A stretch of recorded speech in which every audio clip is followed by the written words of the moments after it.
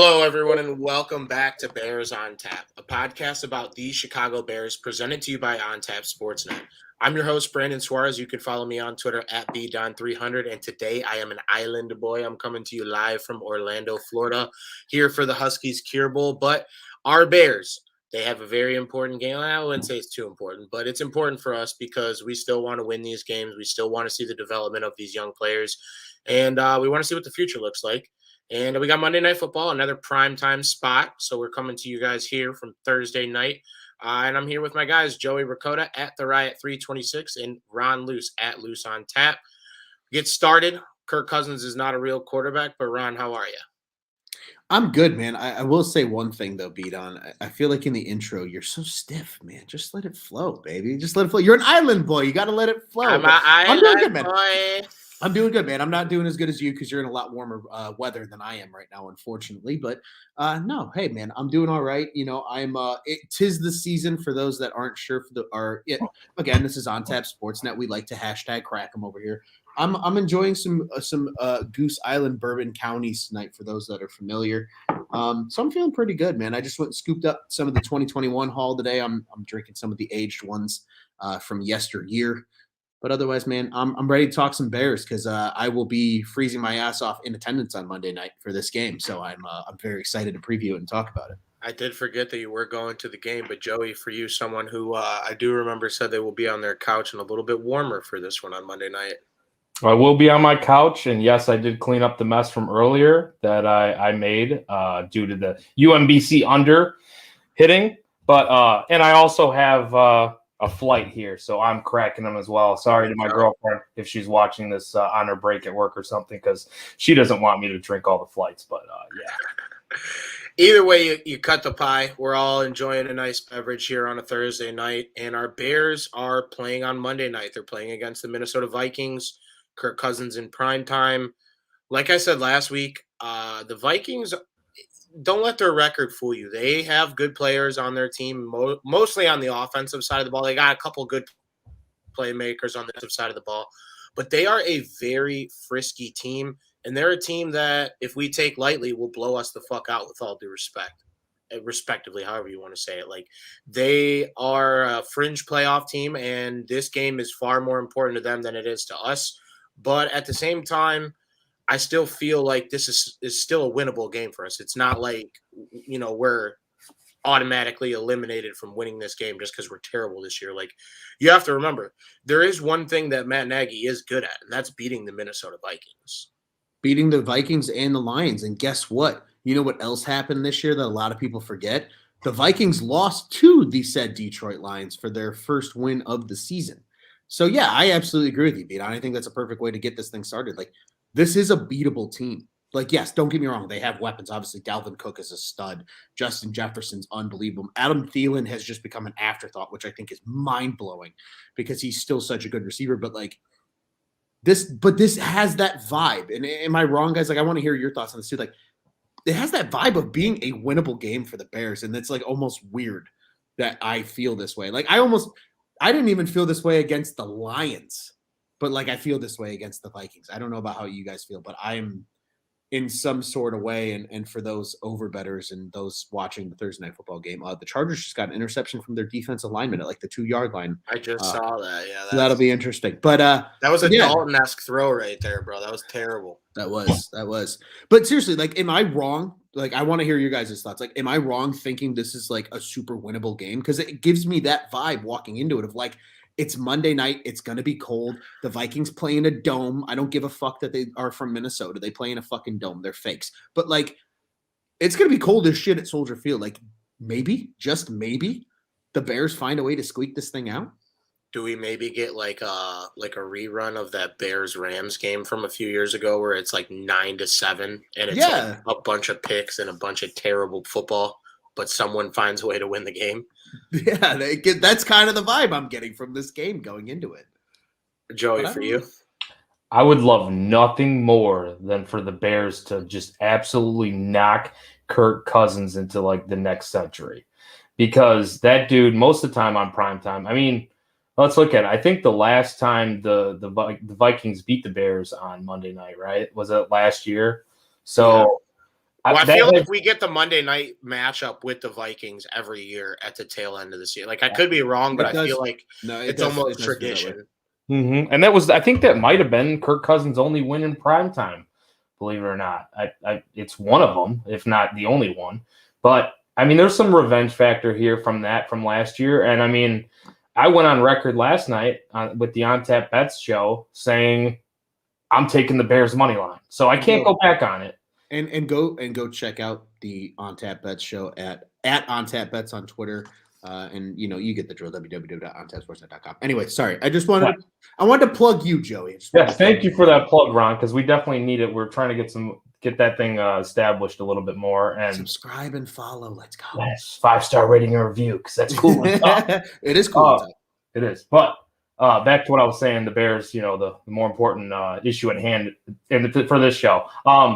I do think, though, like last night I made my bet, I made my prediction saying the Bears would win because they haven't won for a little bit now, and it's kind of like they're almost due, and, Nagy pressed to the fire. That was before I realized all the COVID shit that was going on with the Bears and all the announcements that came by today. So now I'm a little bit worried. You got all these coordinators out, every single one of them basically, we don't know if they're going to be around or not come Monday. So that has me worried. And I mean, like, the bug has definitely hit the Bears. Like, with all these dudes, I think it was 29 players and 3 coordinators dealing with an illness or injury, whether it be COVID or just a normal illness or injury. So, I mean, I don't know, man. Like, with that said, I don't want to touch these Bears with the Grinch's 39.5-foot pole with the money line. Like, with the double dong.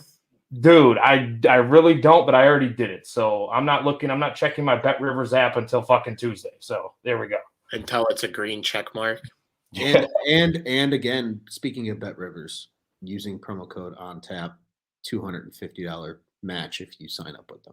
Hey, we're just to slap on top of that 25% profit boost. Yeah. Just drop you guys are the fucking plug masters tonight. Plug masters, baby. So yeah, on a more serious note, though, on an individual level, wash your hands, wear your mask, do what these people are telling you to do, because it's seemingly coming at us again as a society. We're seeing it with the Chicago Bulls. A lot of the Premier League and the European sports are starting to lose and postpone games. We were talking before we started, and we got lucky last year with the NFL that the season fell at a time to where COVID, for what we thought at the time, it was over. But unfortunately, it's not. It's back. I've been around 2 people that have tested positive this past week, and that's just like in my everyday life. So you can only imagine what a roster full of 53 men and, 30 staffers. And then on top of that, that's just like coaches and shit. You got the stat like the water boy, water girl, all that stuff. So there's a lot of moving parts. And as we've seen in the NBA, there's been people missing night in and night out. And I can only imagine that that's what's on the horizon for the NFL. But I'm going to knock on wood because I don't want that to happen. Yeah, let's all hit the wood. But yeah, from a societal standpoint, the COVID is coming back, and it is affecting our Bears. Where do we stand right now this week? Do you guys know if anyone's been affected, like strictly, like we know it's COVID, or are they just doing the song and dance? Yeah, I feel like a lot of it's a mystery right now. But like, I mean, today alone, and you can learn more for those at home if you want to read into it at www.ontapsportsnet.com in our Bears section. But Allen Robinson was among the names. Eddie Jackson went on the COVID list. Larry Borum's already there. Obviously, the 3 coordinators under Nagy, Desai, Laser, and Tabor all are in COVID protocol as well. Like, it's real. And here's the thing to remind people. Like, I know people, I think, are getting very scared. A lot of these guys are vaccinated. Some of these guys might be feeling very minimal symptoms. This is strictly because, like, precaution, right? You don't want to spread it. It's a very spreadable disease. That's why COVID is, I guess, so feared, I think, by a lot of people. It's just, it spreads so easily. It spreads faster than most of your average, viruses and things like that. But, but like, it's a fair, like, just watching guys have to go through it right now. And it's, of course, at the worst time of the year when, the holidays are upon us. Like as a society, people obviously are going to be getting More together for gathering, Christmas yeah. and New Year's. And so it's going to run its course. And it's going to be very interesting to see how that affects all the leagues. Like you said, Bdon, the NBA, the NFL, even the NHL is dealing with it right now. Yeah. Really any league that's in season right now is dealing with it. But this makes Monday night's game that much more interesting because the Vikings and Bears are two of the teams that are in enhanced COVID protocols with the NFL. And I think they've already said that they're doing it now league-wide, kind of going back to the 2020 rules, but there's amended rules if you're vaccinated versus non. Yeah. But nonetheless, the original report was 8 teams are really in, heavy COVID protocol right now. And both the Vikings and Bears are. So it's really going to be interesting, I think, to see how that affects the Bears and the Vikings really going into Monday night because, what happens if you're Still down 3-4 days away too. So much can happen in that time period. Right. Absolutely.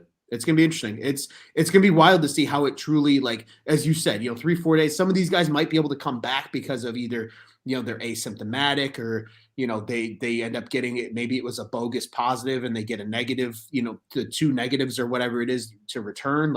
There's a lot that can happen, but at the end of the day, there is going to be some level of impact on this game on Monday night just because of COVID alone, let alone your traditional injuries and things like that come about. So it's really going to be interesting to see, what do these two teams field on Monday night as a roster because of COVID and injuries this late in the season. So it's crazy, man. It's getting to that point where you've heard the rumblings of people think that the league should shut down for a week and just let guys, be away from each other or whatever. But is that really going to solve anything? A week?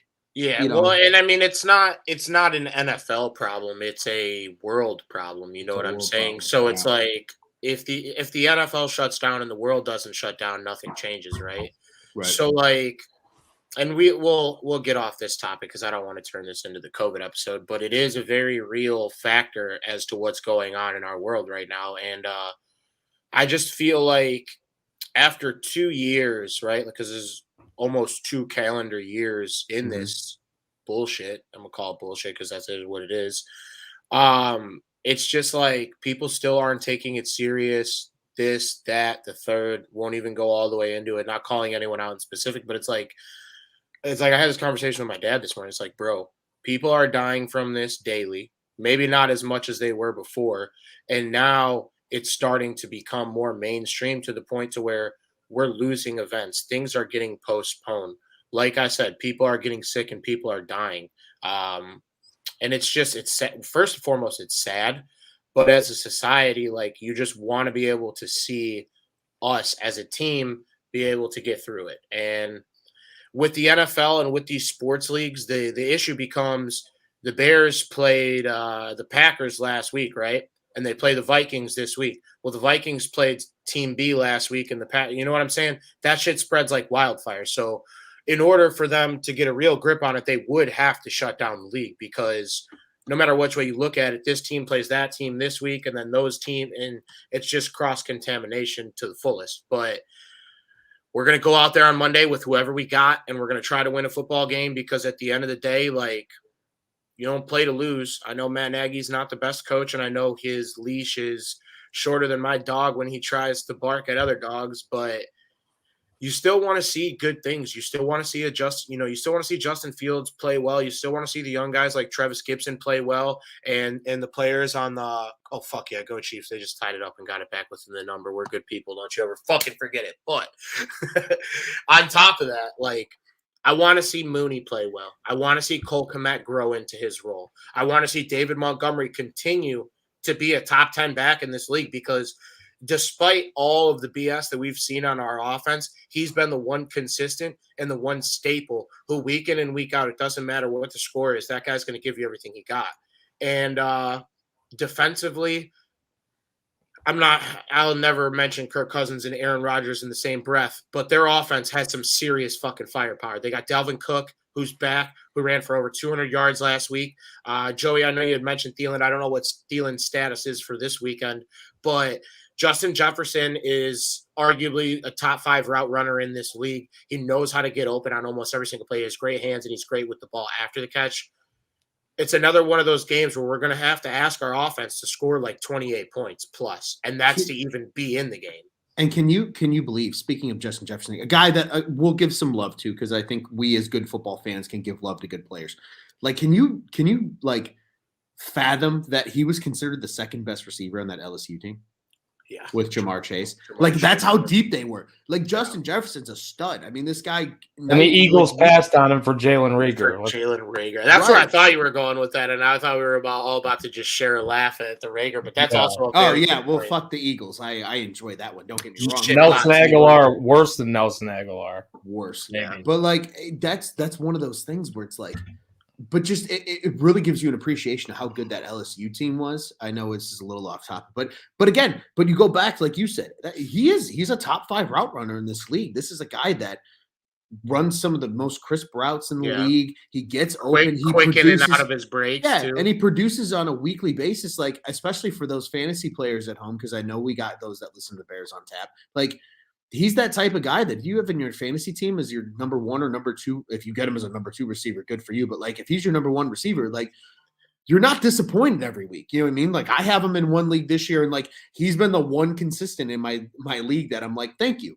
Thank you for giving me 27 points this week. He's good for like 100, and he's good for 100 and a touchdown each week. And almost each week, and at least like 6 to 7 catches. Like, it's not even like he's getting 100 on like 4, like just deep balls. No, he's giving you those, like, he's giving you everything. And then he does the fucking dance too. So that's just going to be fun to feel. Yeah, I mean the dance is cool. I will admit, as someone who's not a Bears fan, but yeah, it's like. Even at the tight end position, they got dogs on. What's the dude's name? Conklin? Joey. Yes, Conklin. Because I know it's not Rudolph anymore, but Conklin fucks. This is going to be a game that our defense is going to have to win for us, because as you guys saw last week, it's like, bro, any game. And I went back, and when I re-listened to the tape to us from last week, I said the Bears are going to need like at least 30 points to win this game. They got 30. Still weren't even fucking close. So, and that wasn't even like, it's just Aaron Rodgers, you know what I'm saying? So it is what it is. But this week, I want to see turnovers. This defense has had the ability to turn Kirk Cousins over almost every time they play him. We need one of those like trademark Bears games where the defense goes out and wins again. And I'm not saying the offense gets a pass to just suck. Don't get that twisted. But like, the defense has to lead the charge and then let the offense fall in after it. And I think we could have a good chance, because like you said, Ron, at the top, this is a very winnable game. It's not like the Vikings are world beaters. They are a better football team than us currently and throughout the season. But any given Sunday, I mean, they're beatable. Well, they're very average. Like, not to cut you off, Ron. No, like, go for it, baby. They are very average. Like, they let teams hang around, and even the games that they win, it comes down to the last second. I mean, just that Pittsburgh game, the last game that they played in. I mean, they almost had that game. They were up by like 30, dude, weren't they? Or it was like 26-0 or something like that. People were like literally just like up in air with their Pittsburgh bets. Like, oh my God, this is fucking done. First quarter or whatever. And then, not psychopaths like me. You hit the Pittsburgh plus 22 and you still cash. Yes, that is a superior move. But I'll just say this: like, I think you guys mentioned about the weapons. I mean, that KJ Osborne's been pretty solid for them. Yeah. So even if like Thielen can't play, and you guys mentioned Conklin, Cook even out of the backfield as a receiver. I mean, he's not like the greatest receiving back, but he's capable, more than capable.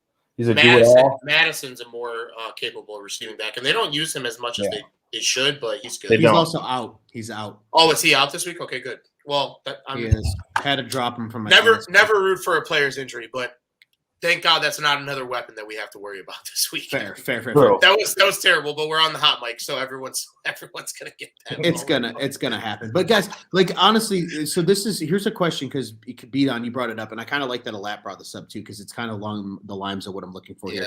He said the Bears are gonna have to win this game like the Lovie Smith era Bears, special teams and defense. Absolutely agree. Does Eddie Jackson being out make you a little more nervous in the secondary for? If he is out, because obviously, like you said, COVID things, like if he is vaccinated and he gives your 2 negative tests, maybe he is back. this is a fluid situation at this point for all these guys that are considered on the COVID list right now. But like, let's say Eddie Jackson is out. You're already down DeAndre Houston Carson, who's done for the year with a broken forearm. He might not play another snap as a Bear too, which is right. Sad. That is very sad because he has put his blood, sweat, and tears into this organization. He's been that perfect like backup role player. Like he just does what you ask him to do and he balls out when he needs you to. But that's what I'm curious of, because like right now I look at the secondary and I say there's nobody out there besides maybe Jalen that can give you that turnover that, like you said, Bdon, you're looking for.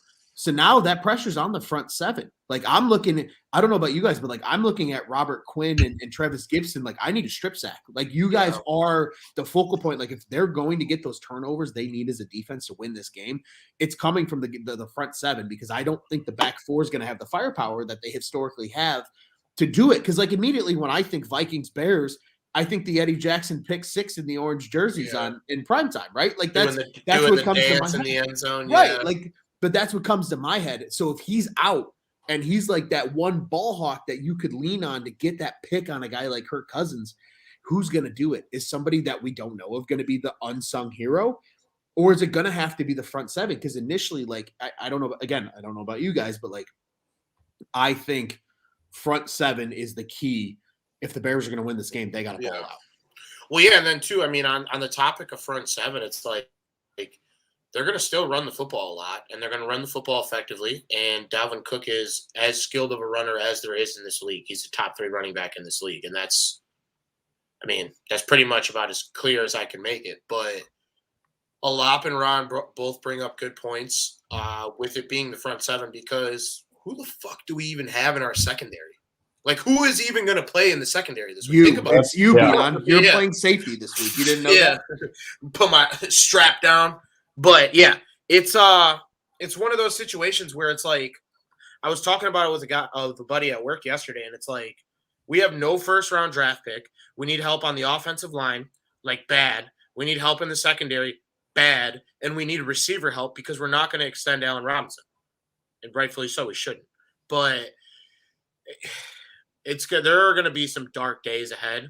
This is just the tip of the iceberg, but Monday Night Football, another opportunity in front of the whole world, in front of the whole NFL, to just go out there and find a way to just win one football game. We're not asking you to win the fucking Super Bowl, on Monday. We're not asking you to win the division or anything, because everything is all out of reach. Just go out there and find a way to go 1-0 this week, so that we all don't have to rip our hair out all week long. And they still play the Vikings another time, right? This is only the first of 2. They sure do. Yep. Yeah.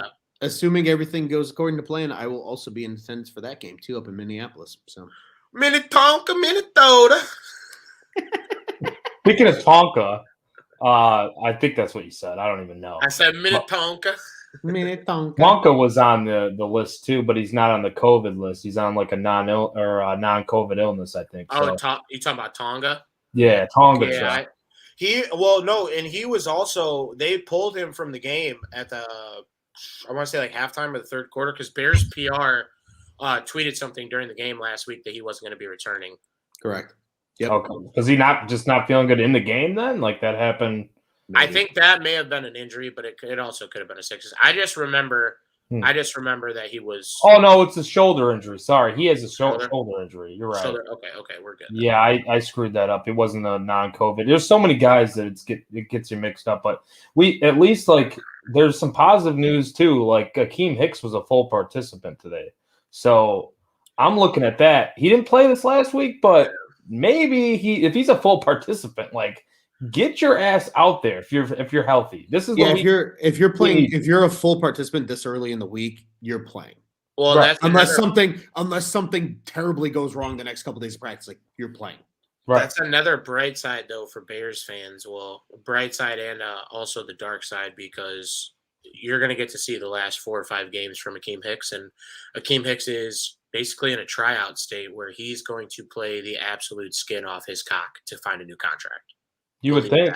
Such a shame that he probably isn't back with the Bears next year. Like, because again, I feel like he's just been that guy too. That like glue guy. He's a glue guy. Yeah, you love him as a fan. Like he kind of like is up there with me in terms of like all-time Bears defensive linemen. He's up there with guys like Spice Adams and Alex Brown, like those big personalities that are like fun and you love bigger than for football. them. Yeah. Yeah, and I mean he does wear the same numbers Alex did when they were here, 96. So like, you know, it's fun seeing those similarities. Like those are guys you enjoy watching. Like they're fun. They're cornerstone guys on the defense. And he's a Mm-hmm. literal fucking bear. I mean, have you not seen how big that's? He growls at people on the fucking defensive line. Like he's a bear. He's a literal fucking bear. So it's perfect that he's here in Chicago. Did you ever hear? I think they talked about it last year during the game with the Rams on Monday or Sunday night.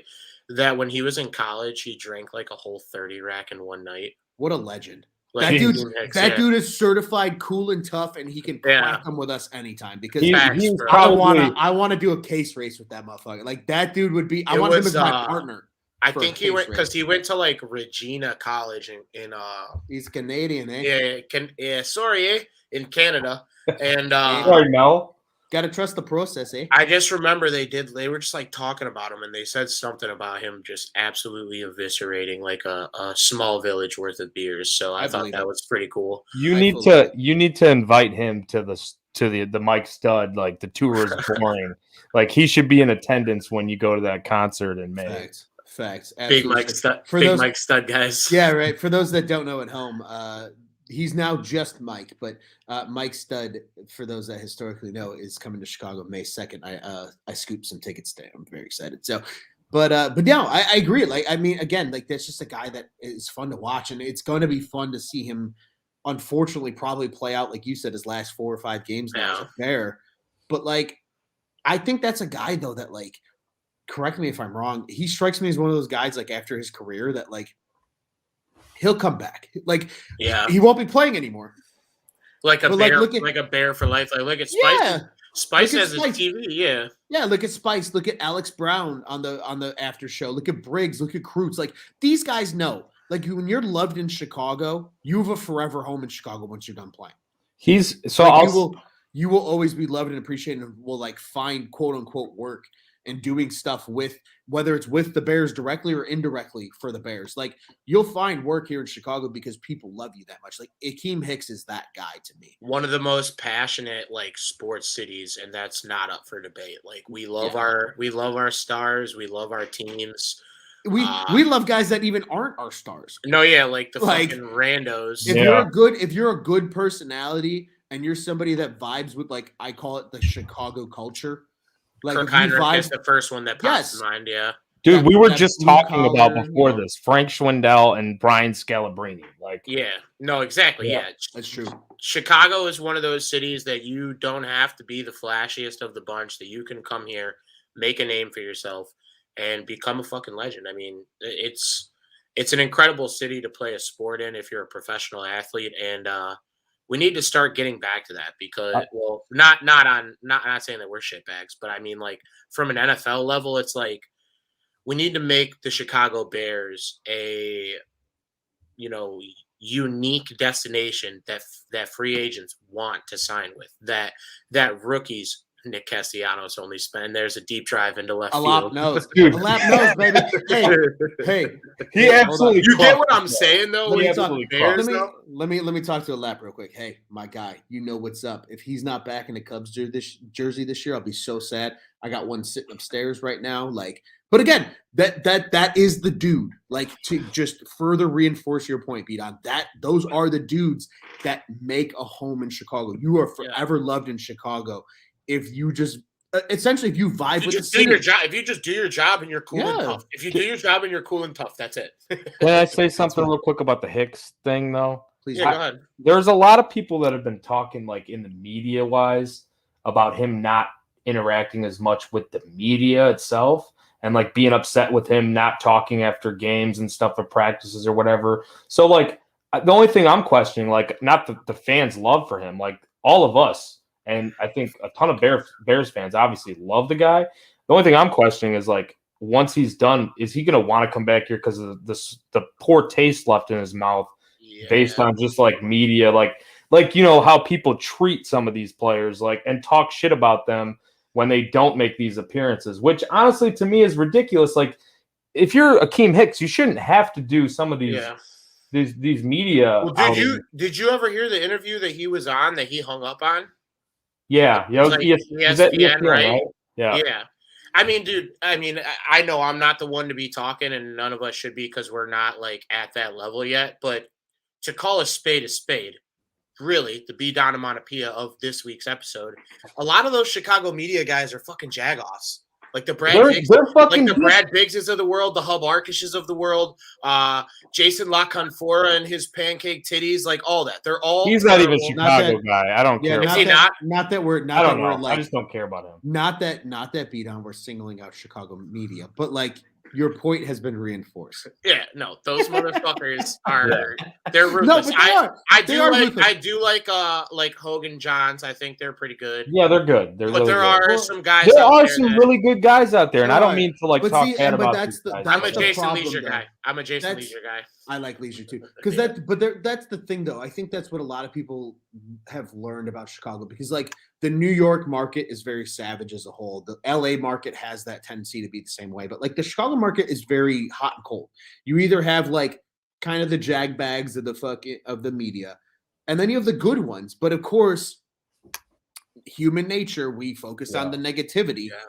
They remember the jag bags, and that's what's sad, right? Like that's what puts that sour taste in guys' mouths. But all right, so let me go positive real quick before I cut you off. I'm sorry, Joey. My current favorite media member, and he's one of our own, Adam Amin.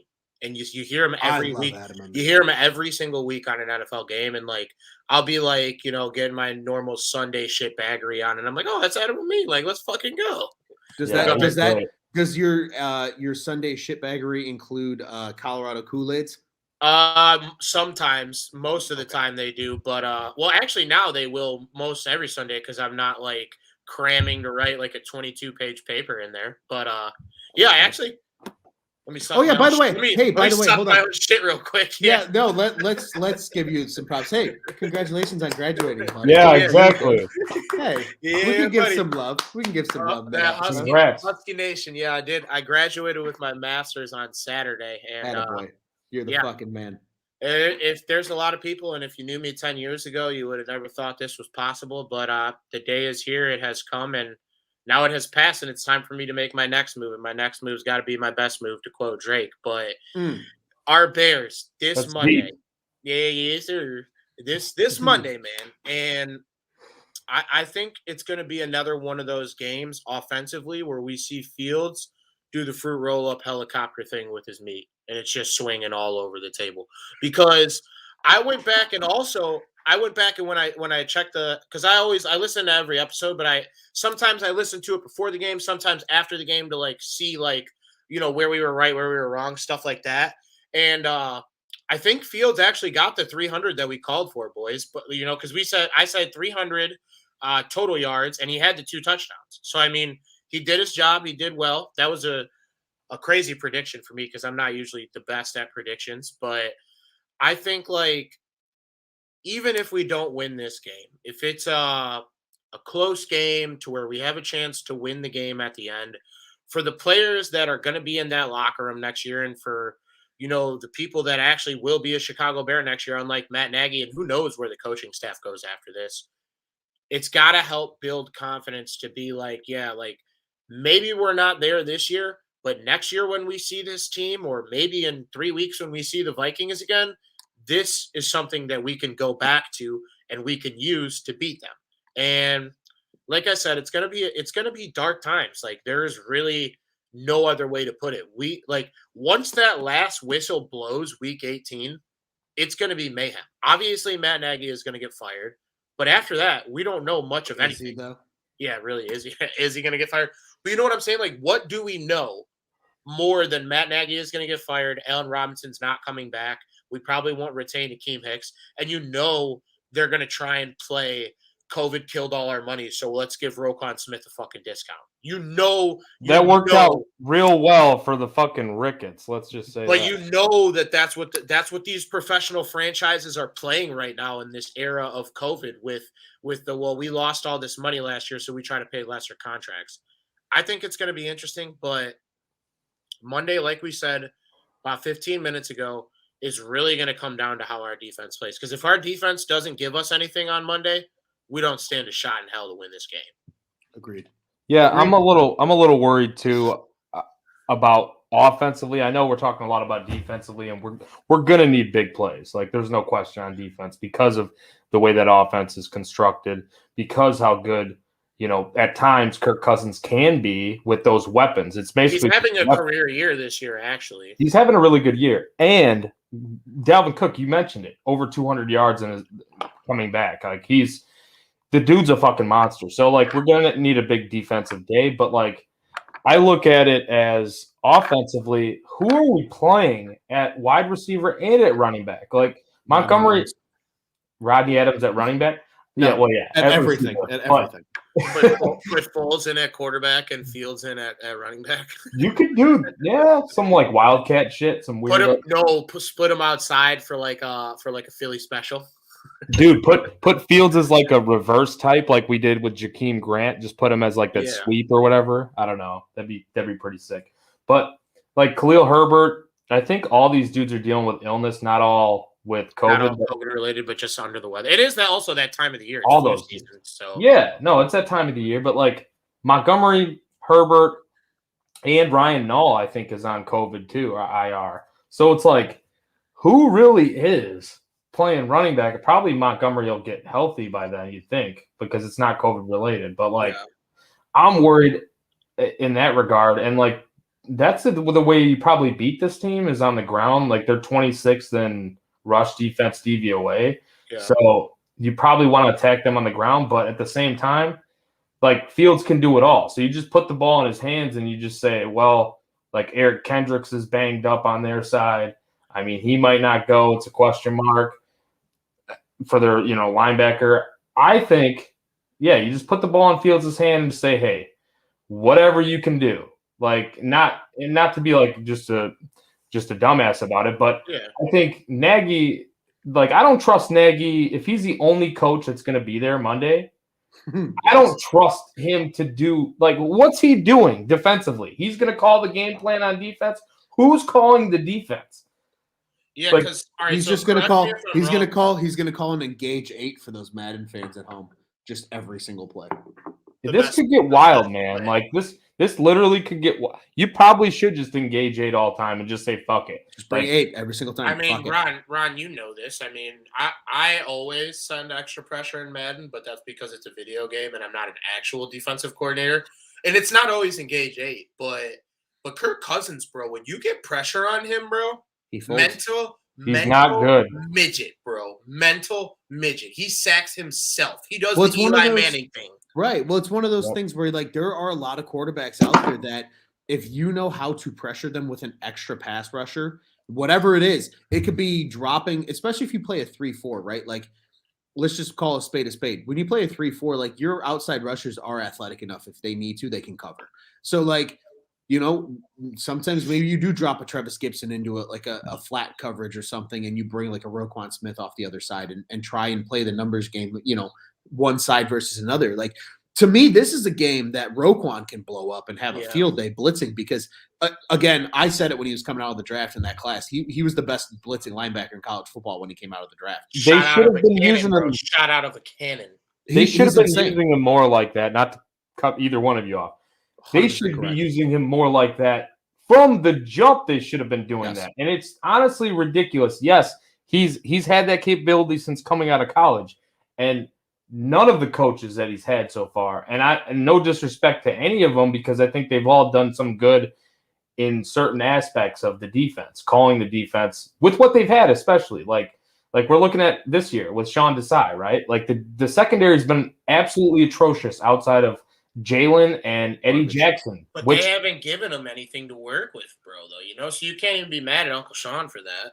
No, you can't be mad at him for that, and that's the thing. That's why I don't really hold this season against him, to be honest. Like he's had to work with what he's been dealt with, and like you look at it and you just say, hey, all this secondary outside, I don't understand, first of all, not to like go back and forth with my thoughts, but Eddie Jackson was trending on Twitter after that Bears-Packers game. It was not his fucking fault. The Packers game was not his fucking fault. If it weren't for Eddie Jackson, that secondary would have been absolutely atrocious. Well, dude, and don't forget they put Bilal Nichols in coverage on Aaron Jones on that play in the third quarter. I know you know what play I'm talking about. It was right after our 3-and-out, and they got the ball back. And I'm like sitting there, and I watched the game with a couple of my buddies and my mom, and even my mom is like, "Why is he out there covering him? Like when the nickel, what? right? Yeah. The only people on the D line that should ever be out in coverage is that's Robert Quinn and Gibson. Dude, that's because they were so shorthanded, honestly. Yeah, like that's true. Desai had, and that's like you could use that against Desai. Like, why is he doing that? But they were so shorthanded. Like they had guys literally leaving the field left and right. I mean, True. you had that whole game, like for both sides. What do they have? Like 15 injured players for both teams? Ton of guys. Yeah. I remember they showed a graphic in game, and it was like 3 on each side that got hurt in game, and it's like, and I mean. And people were looking at Jackson as like, you just knocked out your own player. Like, that was one of the guys who probably wanted to get knocked out. Well, you know what? And I'm going to make a statement. I'm going to say it with my chest, and I'm going to try and say it as nicely as possible, but it's not going to come off nicely. Say it with your chest. I'm pop that bitch. But Eddie Jackson in 2018 had a season that, quite frankly, is not duplicatable. And that's not even a fucking word. I'm making up words right now. It is not possible to duplicate the season that he had. Is that a Bdon onomatopoeia tonight? Yeah, duplicatable. You couldn't even say it the second time. That's how much of a Bdon onomatopoeia it was. He played so out of Colorado his Kool-Aid, mind. Colorado Kool-Aid, yeah. He played so out of his mind that year that it's simple-minded and simply meatballish of us as a fan base to expect him to reproduce that year. Duplicatable. To freezer burn his forehead that year. But either way you cut it. Like, yeah, okay, he's not the best tackler. I get that. I understand that. But without Eddie Jackson in that secondary, like, who are we? Who do we have in that secondary outside of Jalen Johnson? And after further review, I'm not even mad that he gave up that touchdown. Because he played, like, I think I saw the advanced stats, and Joey, you can correct me if I'm wrong, because I know you get into more of the advanced stats than I do.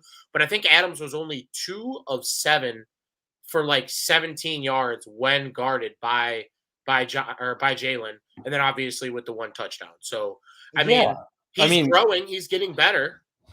You're not going to beat Devontae Adams. You're not going to be able to cover him in those short spaces like that. He creates so much separation. He is so quick with his feet, and he's been doing this for ages. It's fucking Devontae Adams. And as honestly, like as weird as this is going to sound, yes, he's one of the top receivers, and everybody puts him up there. But I still think even for him being a top receiver, he's underappreciated as a receiver. Because I honestly why he wants to go play somewhere else, right? Because like he's just that good. Like he is that good. And another guy, I believe he's a Clemson product. Again, showing why that is apparently wide receiver U, because they just pump out. You talking about Devontae? He went to Fresno State, bro. Oh, you're right. He did go to Fresno. Did he play with He played Carr? with Derek Carr. That's why he wanted to go back to the Raiders. Yeah. That's right. But like Fresno, that just goes not a state. Not a state. Not a state. UMBC's a state. and Kansas City about to not be a state either. No, they're really about to not. But like, I mean, but that just goes to show like the fact that Jalen did what he did.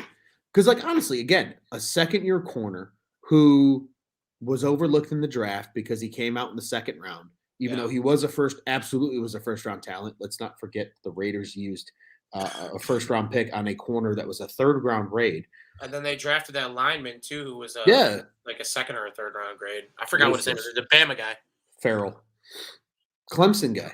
But yes. Oh, Clemson guy, yeah. But again, it just goes to show that, like, Jalen is growing. Like, he is going to be a lockdown corner in this league. He's already showing the makings of it.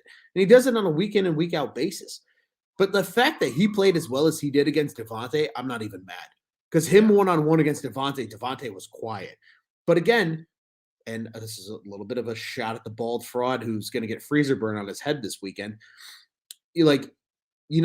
They made adjustments in the second half. They motioned him more. They got him away from Jalen. And when they got him away from Jalen, he succeeded. That should just alone show that Jalen's an effective corner. Because when you can, as a second-year corner, when one of the best receivers in the game is kind of quiet against you overall for the night, but like once he gets away from you, he kind of balls out. Like that just goes to show that you are a good one-on-one corner. Like you can become that kind of island corner that like Jalen Ramsey. Become an island boy. An island boy. You can be like a Darrell Revis or a Jalen Ramsey or a Champ Bailey. Like those guys thrived on that for their careers. Like I would love nothing more than Jalen Johnson to shut everybody the hell up as a second-round pick and become one of the elite corners of the NFL.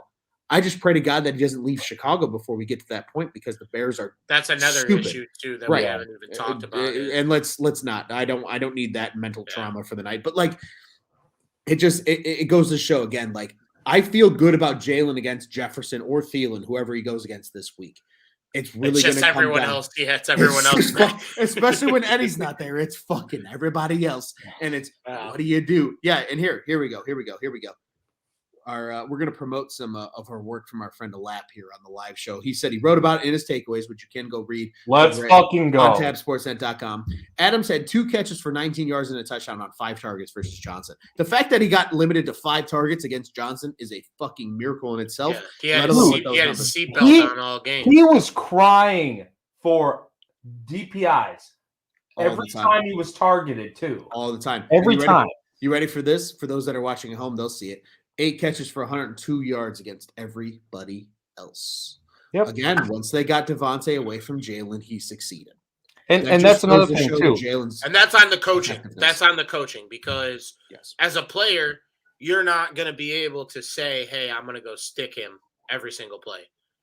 But you realize something real fast with Jalen Johnson, too. Like his comments post-game or the next day, whenever he did his press conference, and he said, I want to learn and I'd be able to play in this type of coverage when they're doing this and pick up on, I can't exactly make out exactly what his comments were because I don't remember now. Basically saying like, yo, they're not giving me the chances that I need to make the plays.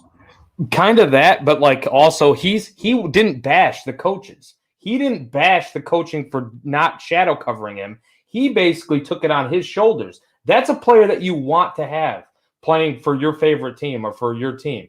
A guy that's like, hey, I need to learn this better. Now I want to pull up the tweet, but whatever it is that he was saying about. Well, it's just like in any stretch of life, a man that's willing to admit that he's wrong is a man that's usually going to figure it the fuck out before everybody and else, that's right? The thing, dude. Like exactly, but he burdened the blame when it's not even on him exactly. Like Lap was saying up here, and he's probably like the nephew of Sean Desai. I'm pretty sure. That's why I call him Uncle Sean. You didn't know that? I clicked on the wrong Uncle one, Sean, but baby. Uncle Sean has been uninvited from Christmas this year.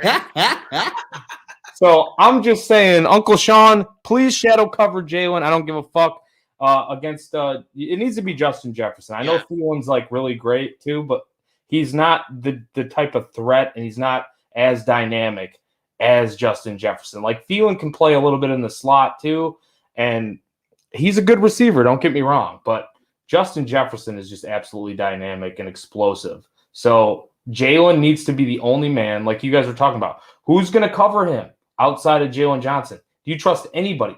No. I don't trust anybody on that defense to cover him outside of Jalen Johnson. He's the only one that's capable, and I trust him to do the job because, like we mentioned, the 2 catches for 19 yards against Devontae Adams when targeted. That's fucking phenomenal, bro. Like that's excellent. That is absolutely excellent. And he wanted that. He wants to go against the top receivers every game. Give him the shot. Let him fucking do it. Let the meat hang. That was 15, bro. The Chiefs are about to come back and win this fucking game, bro. I need I'm all for it. The winning touchdown though for my Jalen. You need Jalen Guyton? No, I need just Kelsey, baby. I got Guyton and Kelsey on the same team. Kelsey's got me 30 points already. I need more. Boys, doesn't it feel like a relief, though, when you watch a game like this and then you realize that we have to go through what we go through 17 times a year? And it's like, dude, I would pay endless amounts of money to watch a football game like this for even half the season for Bears games, but we're just not that lucky. No. Dude, Kelsey's been kind of dog shit this year, if we're being honest, too.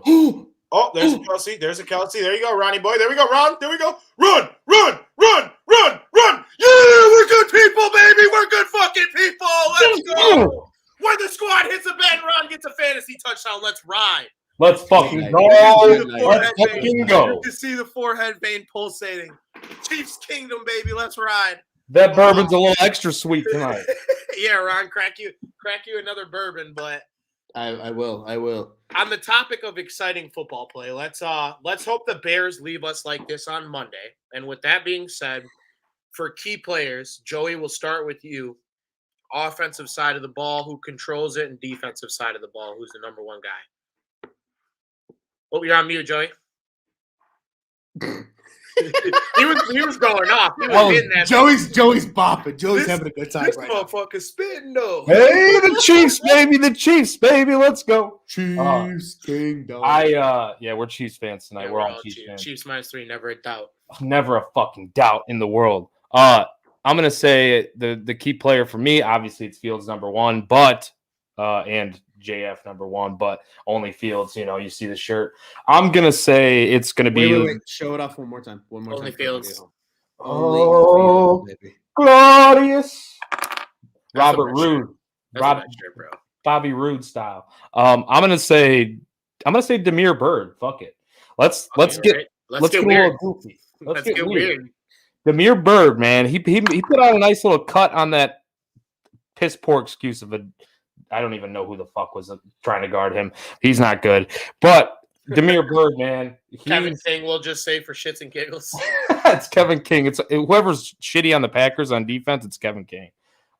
So Demir Bird on offense. We don't even know who else is playing wide receiver outside of Mooney, and we don't really know right now at this point. So. Yeah. I'm going to say Demir Bird, and then I'm going to say on the defensive side of the ball, I'm going to say Akeem Hicks, baby. I said it last week. I'm going to say it again because I think he is going to play. Bird is the word, Alap. Yes, Bird. Nephew of Sean Desai. You are correct, my friend. He said, speaking of the hierarchy of the family, he says I think that in the hierarchy of the family, I think I'm DC this week while Uncle Sean is out. I would love you to be DC. I love the on-tap difference of us having like our number one Bears writer having the same last name and nationality. Well, I don't know if he's the same nationality, but at least the same last name. That was pretty racist.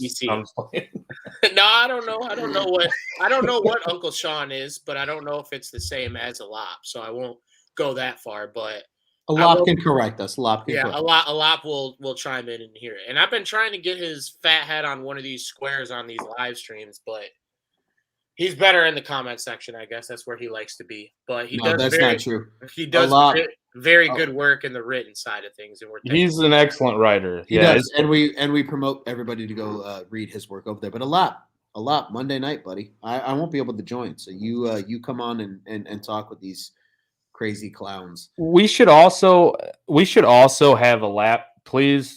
Like, you need to write in your key players of the game. Do your offensive, do your defensive. Yeah, because like, bro, every week, no matter what, Alap basically he basically like works. If you guys listen to like more mainstream podcasts that have like actual like a producer and like all that shit, he's almost just like that producer / fourth mic that just doesn't say anything. Like, he's 100%. always there. He's always got a good take. He's always got something to say. And we love him for that. Do you know? Very well said. Very well said. It's well said. Absolutely. You know, when they do like on Pardon the Interruptions, like any errors or omissions, like Alap's that dude, like errors or omissions. Okay, here we go. Bdon was talking about the targets with Jalen Johnson. He just like punches it in real fast. Boom. There you go. Yeah, I believe that. But on the topic of Demir Bird and two, was it Jakeem Grant, right? Akeem Hicks. Well, no, but I'm talking like in the receiver room though. Oh, yeah, Jakeem and Demir balled out against the Packers. Why did it take – well, I'm not going to ask why it took because I know the answer to that. But, I was going to say we can quickly get to that answer. But it's called fraud, but continue. But, like, even fucking Michael Burton scored a touchdown tonight, dude. Freezer burn.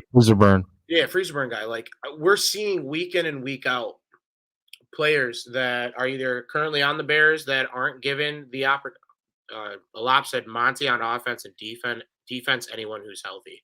But anyone who's healthy enough to suit up. My thing is like, why did it take us so long to unlock this level of our offense where it's like the shit that we saw on Sunday night was the stuff that we were promised when Matt Nagy came here, right? Like that crazy RPO style of offense where there's a lot of misconception and misdirection and you got to really stay disciplined as a defense. we've become far too predictable as an offense. And then 2, we also just give up on the run. We cannot give up on the running game this week. I mean, Fields is going to count. You have to say probably what for like at least 50 of the yards, and then obviously we won't know who's going to be able to suit up, like we said about 20 minutes ago with all the COVID stuff going around. But Monty or Herbert, both guys have shown that they're more than capable of being that number one back on a Sunday or in this case a Monday, and shouldering the load. But I'm a little worried that this game's either going to be too close for comfort, like for the Vikings, like we're going to win this game, or we're going to get absolutely annihilated. But Ron, and then after we do key players, we'll go back around for score predictions because I skipped out on Joey's. But for your key players, who do you have on offense and then on defense to really make a difference in this game for us to get the win? Yeah, I think offensively this week it's going to be really interesting because obviously everything with the COVID and injuries in general.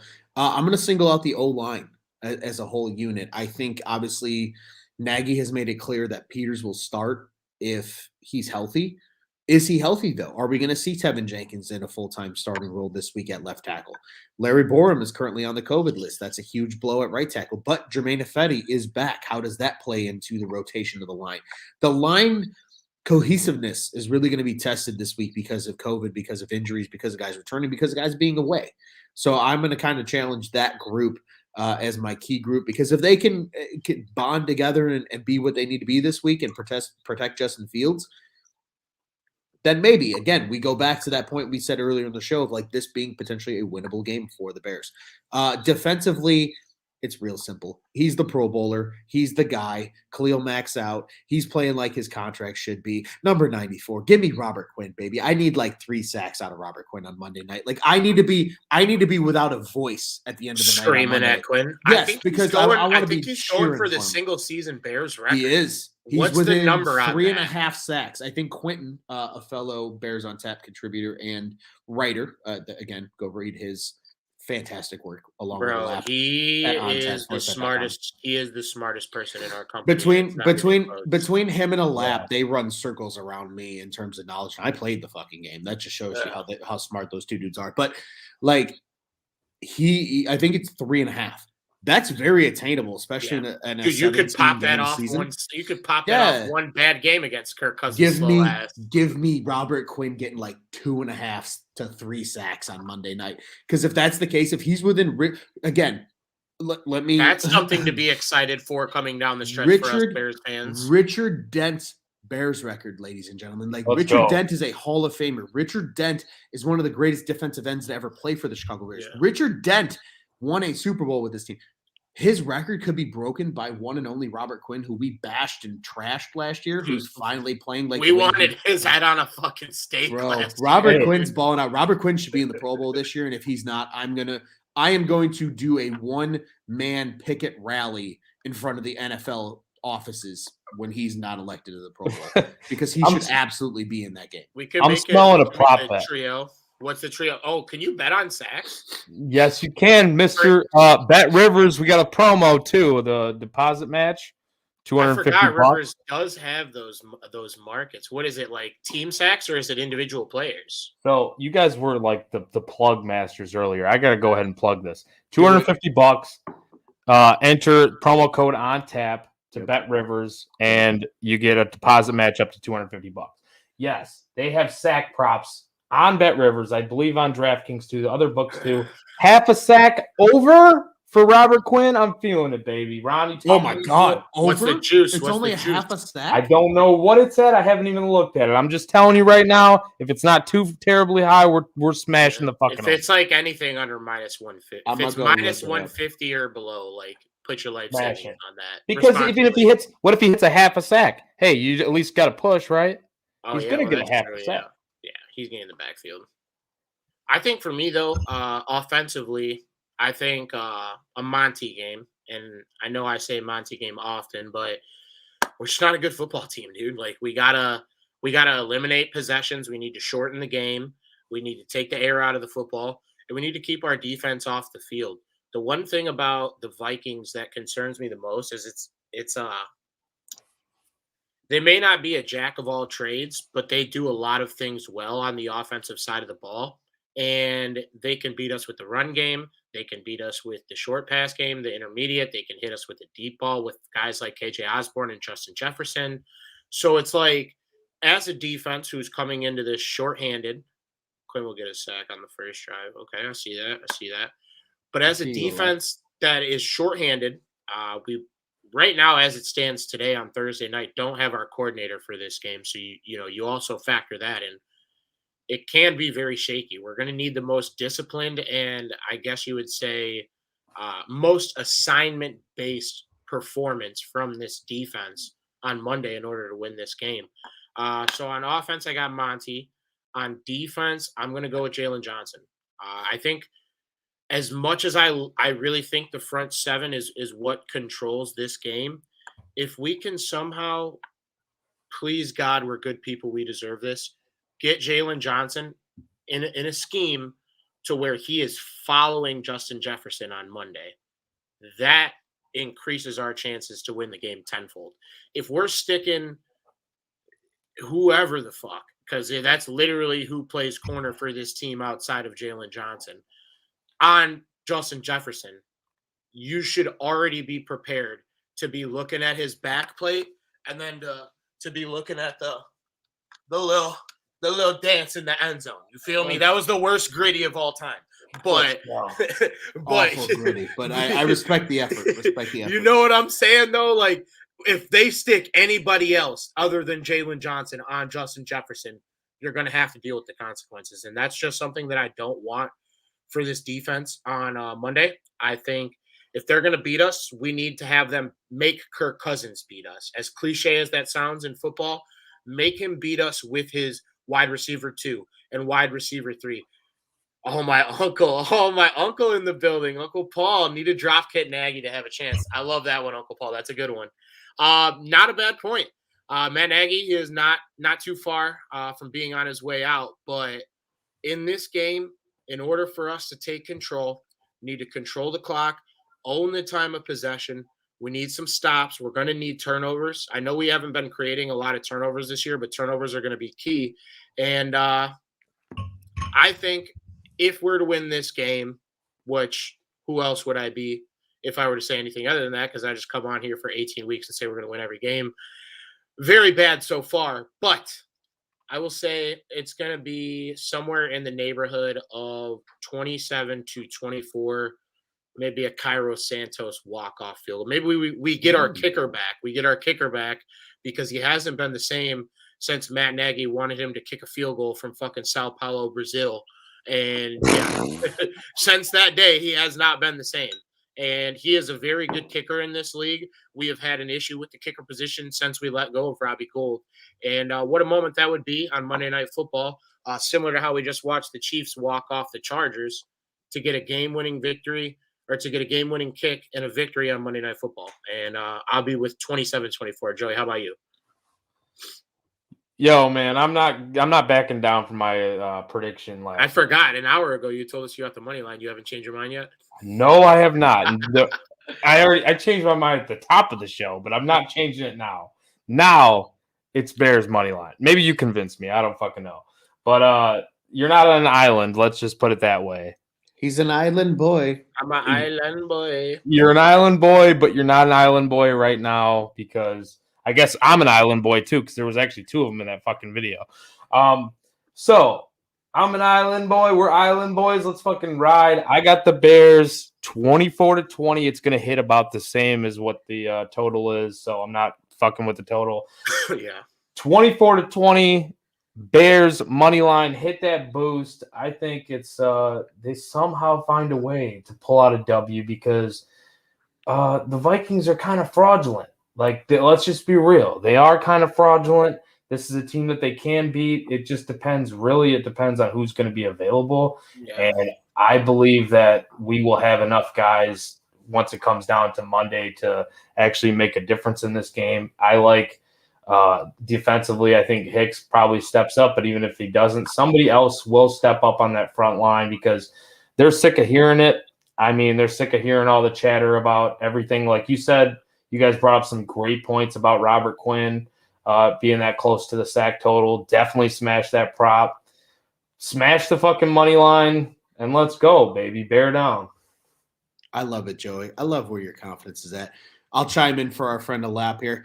37-23, Bears, because why not? LOL. And I totally agree with NFL that. is so fucking weird this year, dude. It is. It is weird. And I'll tell you what, guys, because I'm feeling good about things because I looked at a few different sports books. You can get the Bears on the money line plus 180, upwards of plus 195. I'll be in the building. I'm going to be cracking them in the parking lot from apparently the lot's open. I just learned from my buddy that I'm going to the game with tonight. He literally texted me 20 minutes before we started the show and was like, hey, lot's open at 3:15. Can you be to my house at 2:00 in the afternoon for a 7:00 football kickoff? And I said, absolutely, I can be. Bring We're your, gonna be slaughtered, bring your second liver, bro. And we're gonna. Ron's gonna be slaughtered. Someone take his phone so he's not on the Bears on tap Twitter during the game. It's gonna be Colorado Kool-Aid and steaks in the parking lot. We're gonna be rooting for the Bears. And for those that are watching at home, I hope you enjoy this. I got a little bit of beer left because I'm gonna. Let me talk this through here. I'm all for the Bears. Give me the Bears. Give me the Bears on the money line because I am feeling some kind of way about this team. I am feeling this is the type of win in prime time. You're at home against a team that you should beat. And here you go. And here's even better. The Bears are winning, wearing those 1936 throwbacks. Those are winning uniforms. They are winning uniforms. That's the white ones with almost like the Michigan Wolverine looking ones. Yeah, we're not losing. We're not losing. It's not even Sunday. It's a lot. Not even Sunday, and we don't have to wait. Justin Fields is throwing for over 250 yards and 2 touchdowns. The Bears are winning by at least 10 points. I am going to hammer the money line, my gentlemen. Cheers. Give me a Bears win somewhere along the lines of 27-17 in favor of the Bears at home. Frisky, you and a lot both with the 2 possession victories, and me and Joey are a little bit on the safer side, but I think this might be the first time since you guys have joined the show that we've gone a clean sweep with the dub. So maybe I gotta say something real fast. Knocking on that wood. I love that. Definitely knock on wood, and I think if anything, this is actually good news for us as money line bettors because the line went down. It opened up, I believe, at 4 or something. It went down to 3.5. Obviously, sharp bettors, it seemed like we're on the Bears. It might have went down to 3 at one point, +3 for the Bears. Now it's at +5 or +5.5. So the money line, you can only imagine the money line is getting a little bit juicier too. So I'm just saying, I'm not saying, but I'm just saying, if you are sprinkling and you are riding along with me, Bdon and Ron, have a fucking Fields day because let's fucking roll. I think it's going to happen. I love that. And Bdon froze up. So we can love that. We love that. Ron, I don't know. Maybe we should just close this show out. I don't know if Bdon had any last thoughts. Do you have any last thoughts? I'm intrigued to see if Bdon decides to unfreeze here in a moment. So we'll keep talking until he does. But you know what, man? I'm excited to be in the building. I hope the atmosphere is electric. It's gonna be cold. Let's be honest. It's not gonna be raining, which I fucking appreciate because the last game I was at in person, it was piss raining. It was cold. It was miserable. I hated my life. I wasn't happy about it. But I feel good about Monday, man. And especially with the fancy throwback uniforms, maybe, just maybe, we break out the Akeem Hicks throwback of that nature. Just maybe. We'll add him back here. That good 3-star, he's an Island boys, and he's back. We missed you, buddy. I saw Joey going nuts on a point, and I'm like, fuck, there goes that Clarion Wi-Fi, baby. Yo, for a 3-star, you know why? I was bussing. It's honestly because I was making too good of a fucking point. They had to cut you off. I don't even know. Probably not true, but that's what I'm going to roll with. I rolled with the Bears, baby. That's all I'm saying. Bears money line. Ron told us to screenshot you when you were frozen, but no, I was going to, and then you fucking it just dropped him completely. You deuced out on us, but we were talking. I was hyping it up, Bdon. You'll appreciate this because I was saying, I was like, look, hey, I'm gonna be in attendance. It's gonna be cold. Like it's gonna be it's gonna be bear weather. Like Yeah. this is the game that if the Bears are gonna show out on prime time one last time in the Matt Nagy era, this feels like the one it's gonna be. It's at home. Oh, It's they're Monday doing the night. club. They're gonna club dub it too, dude. You know. You know they're gonna club dub it. I don't know how to feel about that, but I still get win. that. I get that vibe though. Like this is the week. Like this is. Oh, guys, let me tell you right now. All right, like Ron just came in his pants. those that are watching can see me do this, right? Like this is me injecting the Justin Fields just game of his life so far this season into my Only game. Fields, baby. Oh, only Fields, dude. If he comes out and balls out for like 315 and 3 touchdowns, I'm gonna lose my mind. Literally lose my mind. Like you guys will be there's gonna be status checks from you guys on Twitter during that game, and it's just you're gonna get a picture of me just you'll clearly just 17 beers deep, just going Justin Fields is the future. That's gonna be me. Like I hope that's what happens on Monday because guess what? We talked about it. We've said it already. Yes, this Vikings team has playmakers. Yes, they have guys that can be a difference maker. But son of a bitch, in prime time on a Monday night at Soldier Field on the lakefront in Chicago in bear weather, you're telling me this team can't come out and find a way to win? It feels too perfect. It feels too perfect. It feels too perfect to say that it can't happen. And just like a lap says here, Matt Nagy, 5-1 against the Vikings in his career. He's done it with Trubisky. He's done it with He's Daniel. got him. He's done it with Fields.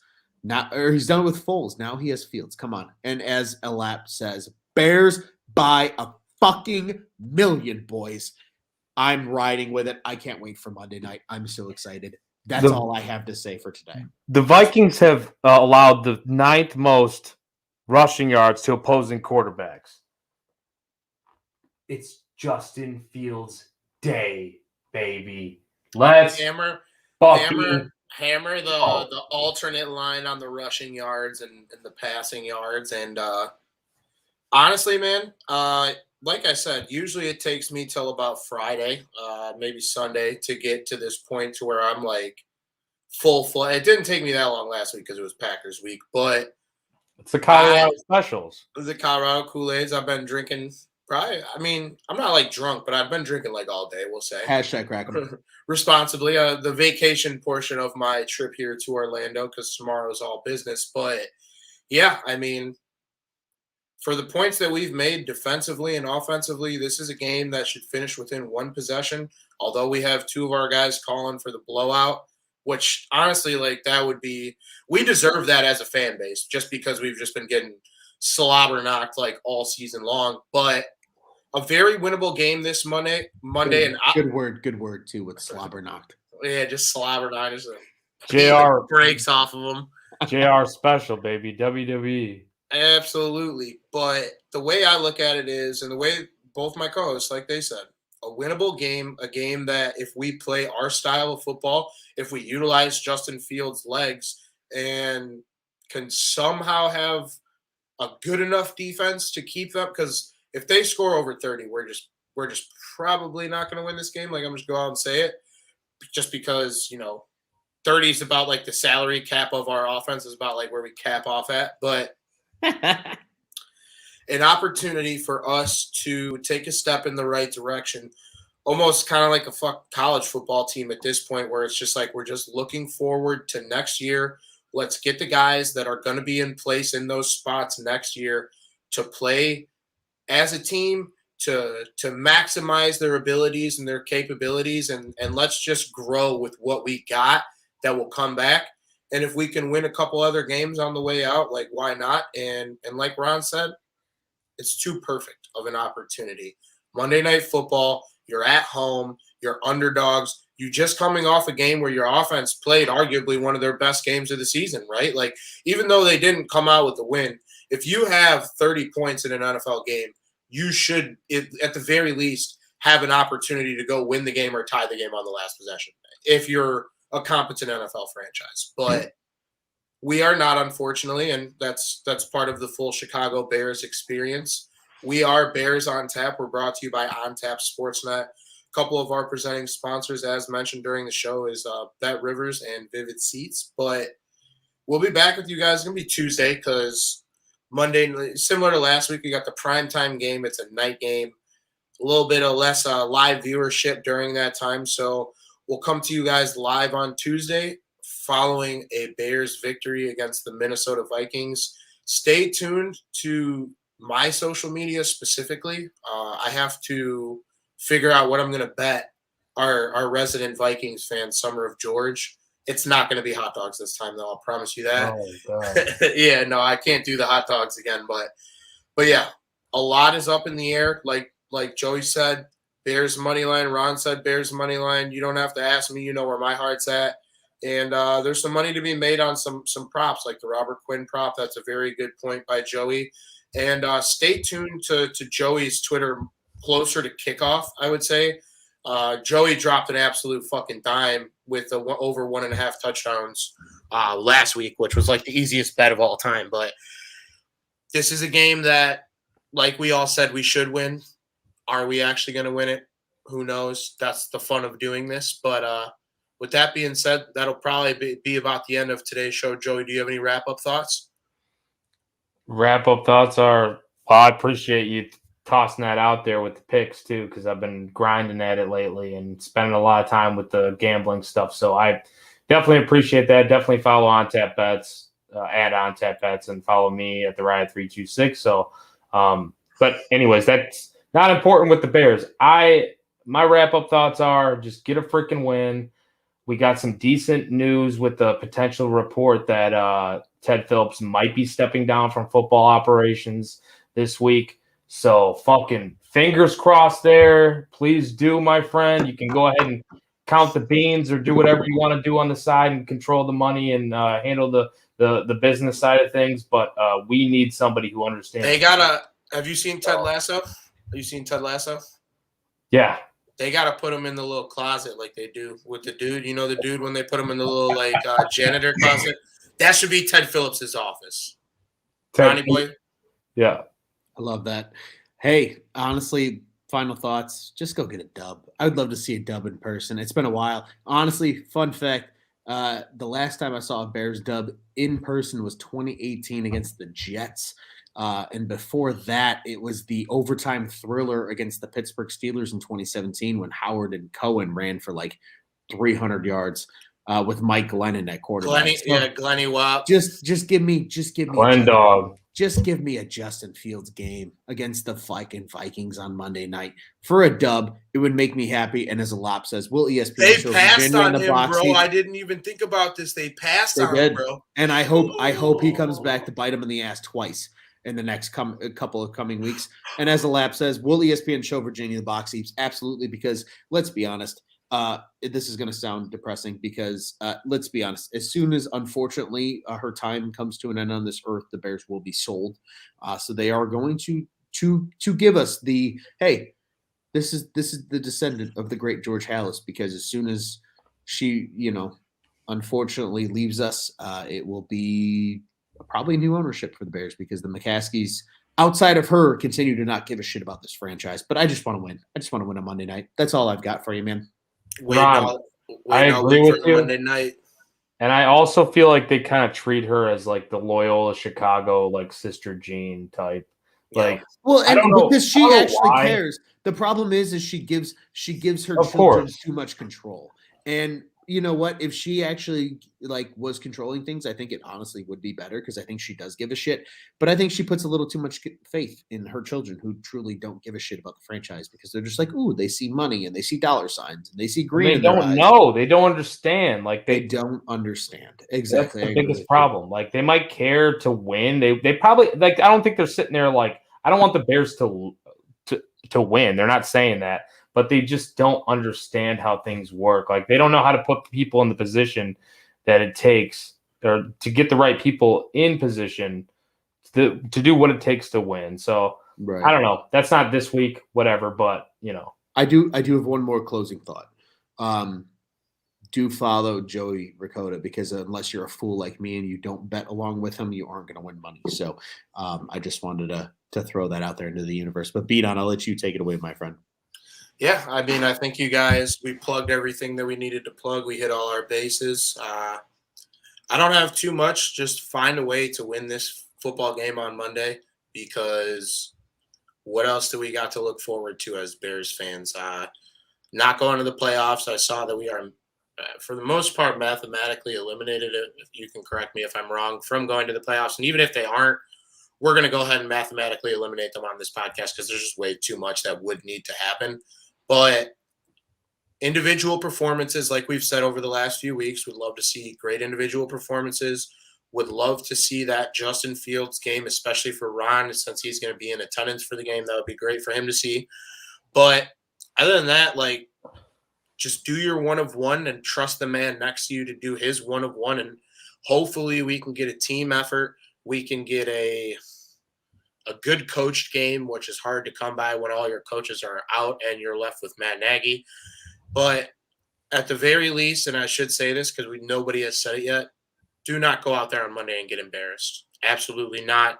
I want to actually be able to watch the full game without having to like freak out, which I'll freak out eventually. That's just how I watch games. But do not go out there flat. Do not go out there not ready to play a full 4 quarters because the Vikings will make you pay.